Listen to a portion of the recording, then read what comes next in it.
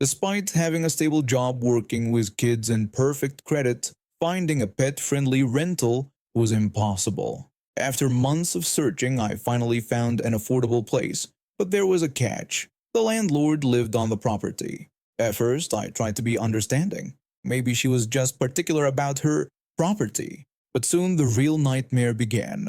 One morning, as I was trying to leave for work, she cornered me. Her pupils were pinpoints from all the painkillers she was on, as she demanded to talk about my boyfriend staying over. When I explained that he only visited occasionally and never stayed longer than a day or two, she insisted that wasn't what she'd seen and demanded I pay rent for him. This was our daily life. She'd corner me for hour-long conversations, usually high on painkillers, spouting nonsense about her life and making up rules about my guests. She even bragged about how she was scamming her employer with a fake disability claim. The breaking point came when I returned from a 2-week trip home. I'd been back for barely 48 hours when she had my boyfriend removed by the police. Then came the most ridiculous part. She slid a paper under my door demanding payment for my boyfriend's rent and utilities for the past 2 weeks. When I pointed out that I was out of town and nobody was even there, she threatened me with consequences if I didn't pay. And consequences there were, but not the ones she expected. When I stood my ground, she went nuclear. First came the creepy phone call. Someone called with a poorly disguised voice asking if this was the escort service. I recognized it as her immediately. Then she called my workplace pretending to be a potential landlord checking references. She tried to sabotage my job by telling my boss that I hosted wild parties. The harassment escalated. She stomped around my porch at night, called animal control, claiming my dog was vicious, and even sent the police to my workplace claiming she found drugs in my house. I had to explain to the officers that I worked with children and that this was just harassment because I wouldn't pay her fake bills. I got a restraining order against her, but here's where it gets good. Remember that disability fraud she bragged about? Well, I had videos of her doing construction work on her property, building an entire tool shed while supposedly being wheelchair-bound. When I met with her employer's investigator, I handed over all my evidence, including dated footage of her doing heavy construction work while claiming disability. The investigator couldn't believe their luck. The case against her had been struggling until I showed up with concrete evidence. 3 months later, I got the call I'd been waiting for. She was found guilty of disability fraud. Not only did she lose her cushy teaching position, but she had to pay back years of fraudulent disability payments. She had to sell her precious property to cover the costs. Last I heard, she's renting now, probably learning what it's like to be on the other side of the landlord-tenant relationship. I hope her new landlord is everything she deserves. She never knew it was me who turned her in. With the restraining order in place, she couldn't even try to find out. Sometimes karma needs a little push, and I was happy to help. I started training in martial arts when I was pretty young, around 10 years old. My dad was an assistant instructor at our local martial arts school, and he'd been training me even before I officially joined the class. By the time I was 14, I'd been training for about 4 years, and our class had evolved from traditional martial arts into more of an MMA style. Everything was great until this really tall, skinny kid joined our class. He was probably around my age, but he towered over everyone else. At first, it wasn't a big deal, but within a week, he started showing his true colors. This kid began pushing around the smaller students, including me, cheating during warm-ups and talking trash to everyone. The instructors started noticing and gave him extra exercises as punishment, but that just showed everyone how lazy and disrespectful he really was. Then came the day everything changed. We were having class in the community hall because our instructor wanted to teach us some special rolling techniques using the stairs there. After class ended, this kid decided it would be hilarious to put on his training gloves and start punching people as hard as he could. I didn't want to get in trouble for fighting, so I tried to wait outside, but he saw me leaving and started chasing me. I ran around corners and tables, but when I got to this row of planters, I realized I couldn't outrun him. He wasn't going to stop, so I turned around, no gloves on, and threw the hardest punch I could right at his face. By some miracle, I hit him square in the nose. He went down immediately, blood everywhere. I just lost it and started yelling and crying, telling him how sick I was of him picking on me and my friends, and how tired I was of him being such a jerk to everyone. One of the instructors came running over and took us both to the main hall where my dad and the kid's mom were. As soon as his mom saw the blood, she went ballistic, screaming about who had hurt her baby and threatening to sue whoever was responsible. My dad pulled me aside to hear what happened. I explained how the kid had been going around punching everyone with his gloves on and how I tried to run away but he was too fast. I told him I didn't want to get beat up, so I hit him first. Meanwhile, the kid was telling his mom a different story. He claimed he was just playing tag with everyone, and that I had punched him simply because I didn't like him. My dad overheard this lie and stepped in. He asked the kid to confirm if that's what he really meant to say, and the kid nervously agreed. When the kid's mom demanded to know who my dad was, he introduced himself as my father and questioned why our stories were so different. The mom expressed her doubt about my version of events, which prompted my dad to do something amazing. He turned to the whole class and asked a series of questions. First, he asked everyone who got punched by the kid that day outside of practice to raise their hands. 5 people did. Then he asked how many had seen the kid bully me or anyone else. 9 people raised their hands. Finally, he asked how many were playing tag with the kid today. No one raised their hands. The kid's mom accused everyone of lying, but my dad calmly suggested she consider what a judge would think about such a conspiracy. He pointed out that she'd know more about her son's behavior if she ever stayed to watch class, and suggested she ask any instructor about it. When she dismissed this, saying she'd rather talk to other parents who stay for class, my dad invited her to pick any of the 4 parents present. She just stood there in silence. My dad then called me over and I ran to his side immediately. He gave me clear instructions about defending myself if the kid bullied me again, and told me to speak up if I saw him bullying others. He explained that doing nothing when people get bullied is the same as supporting it, and I agreed to his terms. Finally, my dad addressed the mom, warning her that she'd hear about it if her son continued bullying anyone in the class. The mom just told her son to keep pressure on his nose, saying they'd see what his father thought about this when they got home. They left after that. The kid showed up for 2 more classes. His mom actually stayed for one of them, before quitting completely. We'd see him around the neighborhood sometimes since he lived nearby, but he always avoided us like the plague.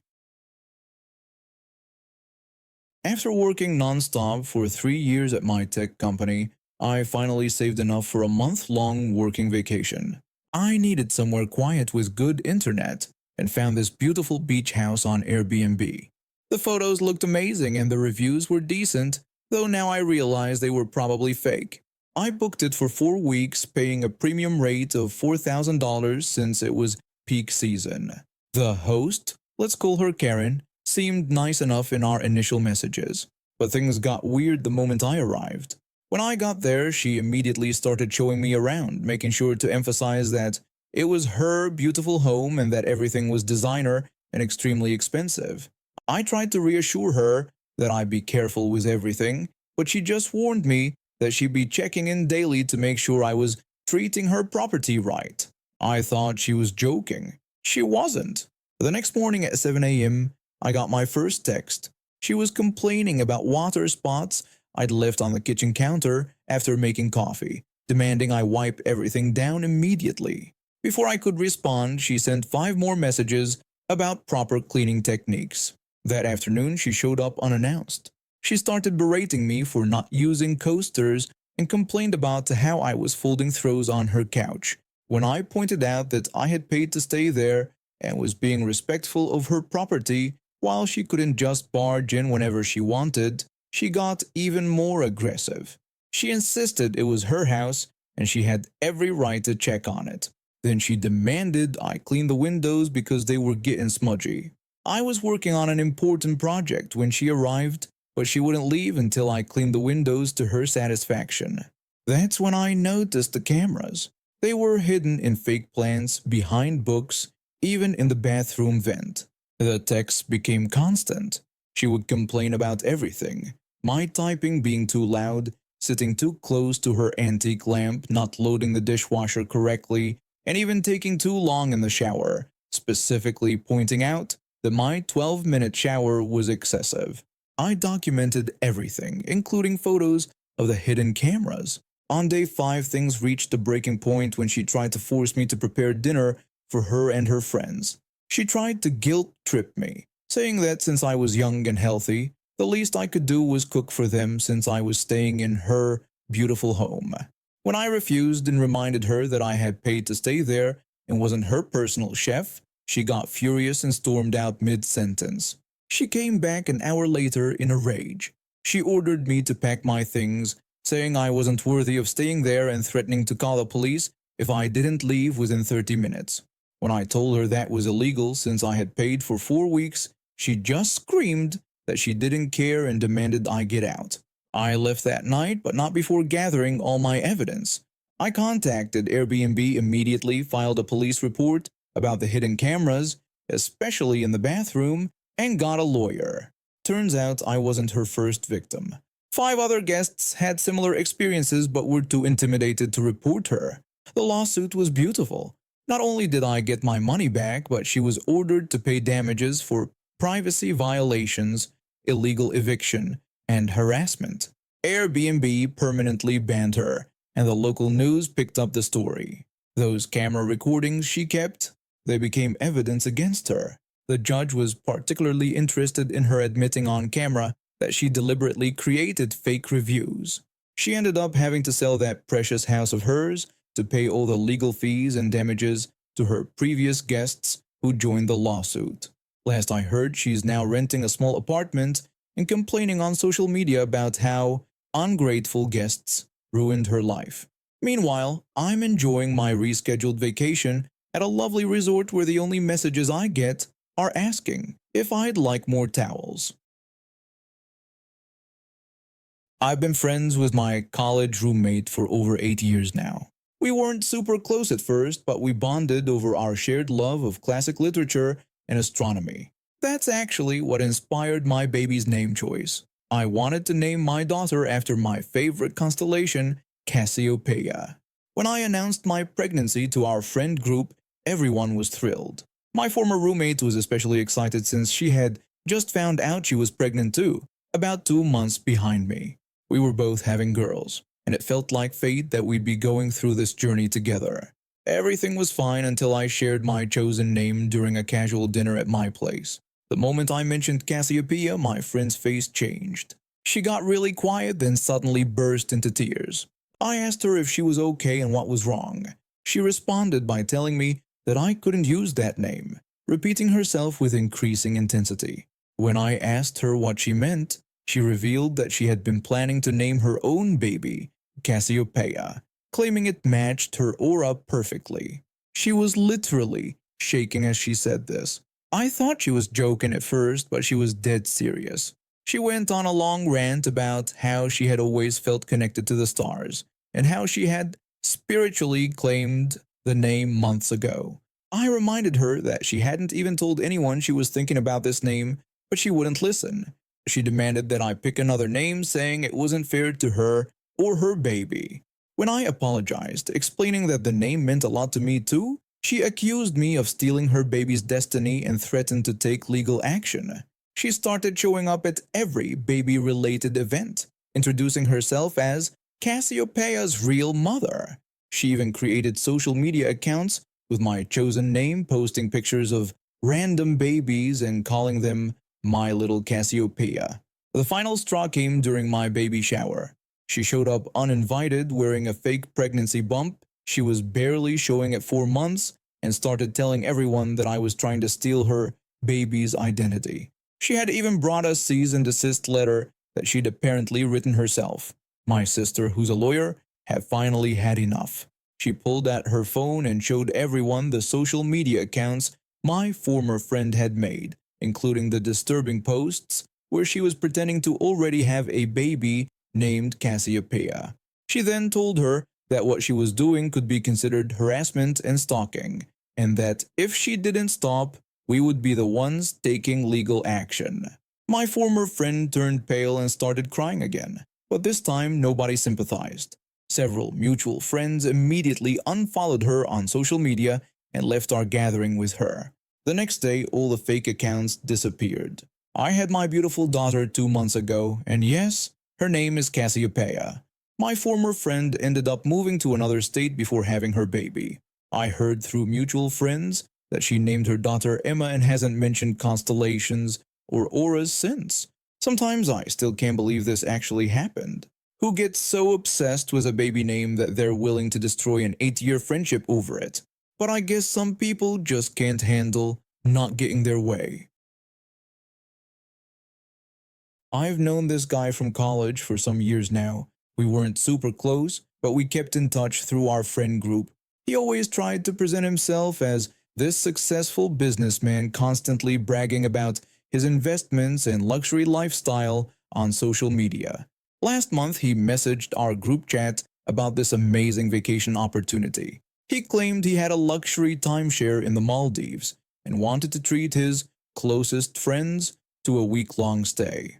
According to him, everything was already paid for and we just needed to cover our flights. When I asked if he was sure about such a generous offer, he responded with fake humility, saying that's what friends were for and that he wanted to share his success since he'd been so blessed this year. 5 of us agreed to go. We all bought our flights, took time off work, and were genuinely excited. When we arrived at the resort, everything seemed perfect until we tried to check in. The resort staff told us that there was no payment on record for the booking. Our friend quickly jumped in, claiming there must be some mistake and that he would handle it. He pulled us aside to the lobby lounge, and that's when his true colors came out. He announced that there was a slight change of plans and that we needed to split the cost of the stay. I immediately confronted him about his earlier promise that everything was paid for. One of my friends chimed in, explaining that they had spent most of their savings just on the flight. Rather than showing any remorse, he had the audacity to call us ungrateful and tried to downplay the cost, saying the rooms were only $400 per night each and that split between all of us, it would be nothing. Another friend quickly did the math and pointed out that it would cost $2,800 per person for the week, something none of us had agreed to. When we refused to pay, he completely lost it. He had somehow gotten all our luggage sent to one of the rooms during check-in, and he had the only key card. With a sneer, he told us we could sleep on the beach for all he cared if we wouldn't pay, and that we wouldn't get our luggage back until we did. We tried reasoning with him for hours. He kept ranting about how we were ruining his generous gesture and even called us ungrateful peasants who didn't deserve his friendship. The breaking point came when he created a group chat titled "Thank You Dinner Planning" and started making even more demands. He told us he expected to be treated to a nice restaurant befitting his status and that we would all need to pitch in for his meal too. That's when I'd had enough. I contacted the resort's management and explained the situation.